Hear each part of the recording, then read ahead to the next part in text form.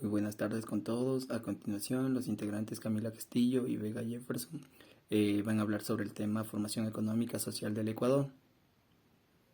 Ya, como introducción, tenemos lo que es el desarrollo capitalista en Ecuador. Ha sido un proceso transformador, afectando a los ámbitos económico, político y social, desde la época colonial hasta la actualidad. El país ha experimentado cambios significativos en su estructura económica, marcados por la transición de una economía agrícola a una industria y diversificada. Esto nos quiere decir que desde la época colonial, alrededor del siglo XX, hubieron afectaciones, ¿no? En lo que es el ámbito económico, social y político, en el cual hasta hoy en día han habido grandes cambios, ya que siempre vamos en un cambio constante, ¿no? En mejora, vamos desarrollándonos para bien. En lo que es la economía agrícola y una industrial, ya que es un sistema global, copiamos el estilo de vida de otros países más desarrollados. La época colonial. Durante la época colonial, la economía de Ecuador se centraba en la agricultura y la exportación de productos como el cacao y el café. Como es conocido, como se conoce hasta hoy en día, ¿no? Sudamérica es muy reconocida porque son grandes exportadores del cacao y el café, ya que fue un sustento para ese entonces, ya que hubieron grandes ingresos, pero siempre hubieron problemas inigualables, ya que eran enriquecimientos no igualitarios. La estructura de poder en la época colonial. Ya, la economía agrícola de la época colonial estaba dominada por las élites terratenientes, mientras que los trabajadores rurales, en su mayoría indígenas y afrodescendientes, vivían en condiciones de explotación y marginación. Como es conocido en la época colonial, dominaban lo que es los grandes mandos, ya que en ese entonces eran estructuras de poder jerarquizadas, en el cual ellos solo veían su bienestar y crecimiento económico solo para ellos, y mientras que las personas indígenas y afrodescendientes no les importaban y vivían en muy bajas condiciones y marginaciones. El proceso de independencia. La independencia de Ecuador en 1822 marcó el inicio de un cambio hacia un modelo capitalista, aunque este proceso no fue de inmediato, se fue consolidando a lo largo del siglo XIX y siglo XX, transformando gradualmente la economía del país. Se dice que en ese entonces surge, ¿no?, lo que es la independencia del Ecuador, pero esto se basa en el capitalismo y el globalismo. El capitalismo se basa en lo que es el crecimiento y el enriquecimiento económico de los grandes mandos, de las personas que tienen mejor estatus y posibilidades.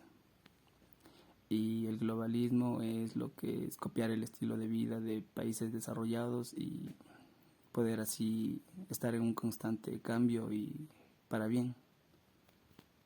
La transición económica. Con el tiempo, Ecuador diversificó su economía, pasando de la agricultura a la industrialización, especialmente con la explotación del petróleo en la segunda mitad del siglo XX, lo que impulsó un modelo capitalista más complejo.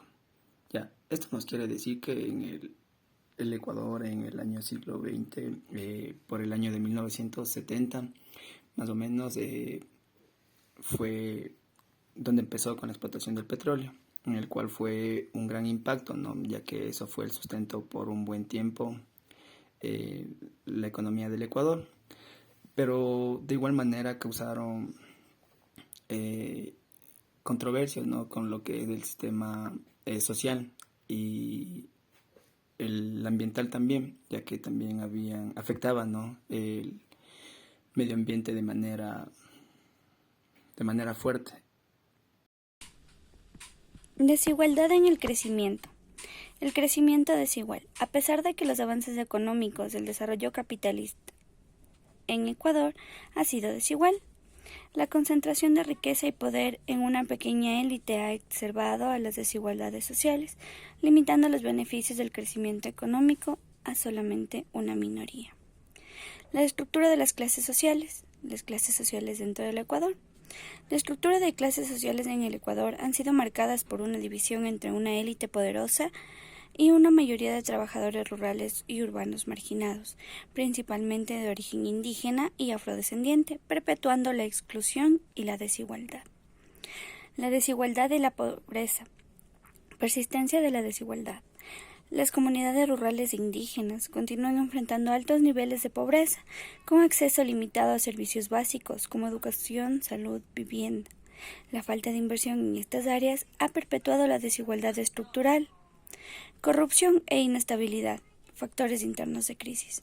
La corrupción y la inestabilidad política han socavado la confianza en las instituciones gubernamentales, generando un ambiente de desconfianza y frustración entre la población, lo que ha exacerbado la crisis social y económica. Conflictos políticos. La influencia internacional dentro de ellos.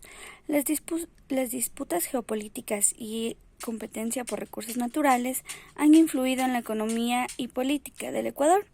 Las políticas extractivas, apoyadas por corporaciones internacionales, han generado tensión con los sectores sociales que defienden los recursos naturales.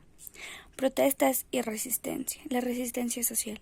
Las manifestaciones y protestas por la defensa de los recursos naturales reflejan el descontento de los sectores marginados con el modelo capitalista, que han fallado en ser inclusivos y justos para todos los ecuatorianos. Conclusión. El balance del capitalismo en Ecuador. Aunque el capitalismo ha impulsado la diversificación e industrialización en el Ecuador, también ha acentuado las desigualdades sociales y consolidando el poder en pocas manos.